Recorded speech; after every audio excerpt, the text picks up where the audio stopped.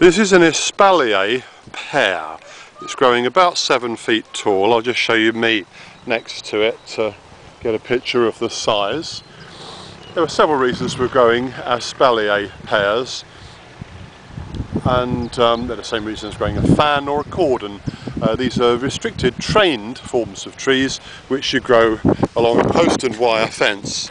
They're like a sort of plane. I'll just push this camera through the wire so you can just get a view, see what it looks like. Basically post chestnuts.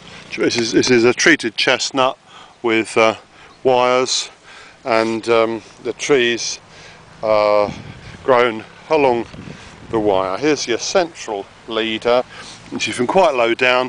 This is about a foot up. You've got branch coming out each side. You've got two on this side.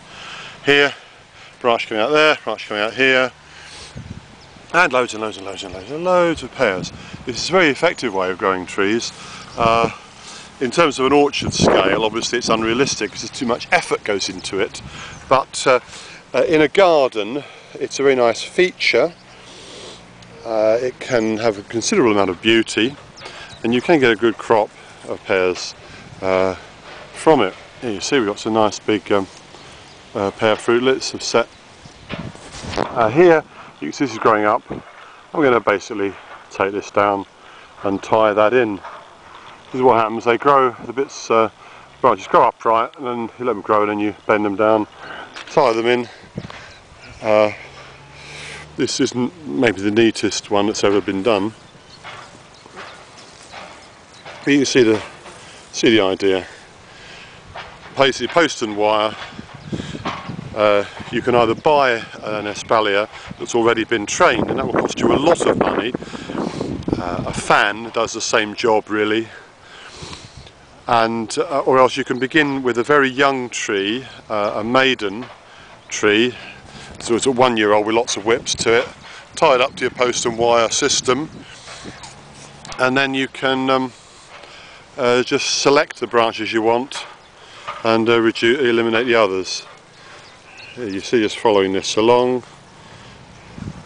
you get a picture. Now these need to be pruned in quite a restricted way.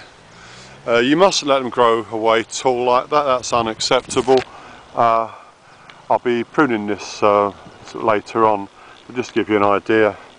Cut that down back to the fruit bud, cut that back to the fruit bud, cut that back to the fruit bud. You must not give in to the temptation to allow the central leader to grow away. You're summer pruning these.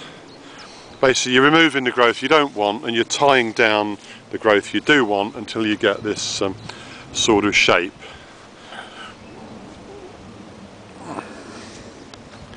And it's quite an interesting garden feature. It consumes quite a lot of time. Obviously you've got to expend some money on the posts and the wires, and some time on controlling the growth of the tree. I don't want to say too much about it beyond what I've said. You can see what these are. Again, the fruit garden displayed, the out of print book by the Royal Horticultural Society is the best guide I've ever seen.